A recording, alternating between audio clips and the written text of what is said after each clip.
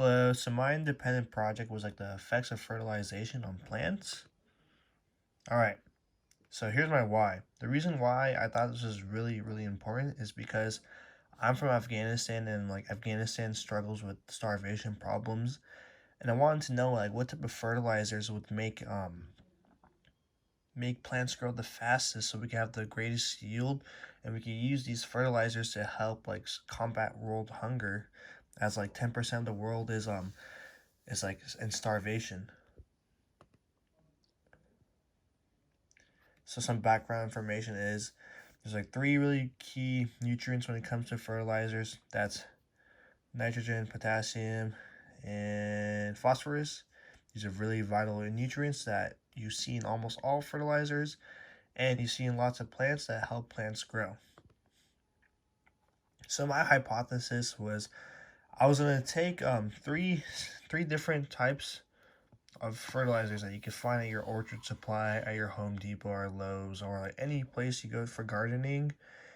And then out of the three fertilizers, which is Espoma, Recipe 420, and EB Stone, I want to see which one's the best. So far, I thought that Recipe 420 was the best because they had like the overall higher amounts of trace, minerals, and vitamins that you would see that would combat um, and help plant growth. So some independent variables that I had was the amount of water my plants received each year and the amount of sunlight. And the only like actual levels of treatment was the amount of fertilizer I used per 20 pounds, 20 pounds of ounces of, sorry, 12 ounces of soil. And the sample size was, I had 4 plants, three plants I was testing the experiment on, and 1 control. And I was testing this experiment for a span of 30 days. Alright, so I had 1 control, which was soil from my backyard. The rest was soil, and all the other ones was soil from my backyard and a mix of fertilization. I watered each plant like 3 times a week with 3 ounces of water because they were succulents. I used succulents because I did not grow plants from seeds. I wanted to use succulents because I thought it would be easier to track the biomass of the plants.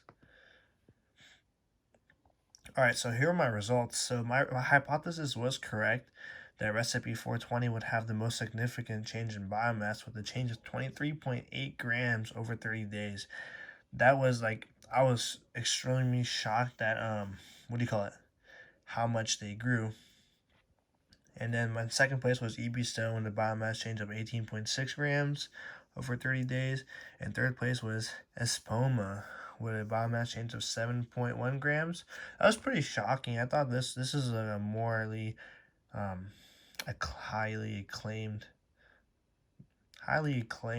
soil company and fertilizer company. So I was pretty surprised that they barely grew. And last place was my control, which is my plain dirt and water. Here are my graphs. So right here, the x-axis, the y-axis is how much the change of grams. X-axis was a period of 30 days. And then I have the control, the Espoma. I have the EB Stone Organics right here. I have the Recipe 420. Here's some pictures of my plants looked before. It's pretty cool. I'm not sure if it's just because I took it in the morning that you see it was darker after using the fertilizer. You see this with all the plants.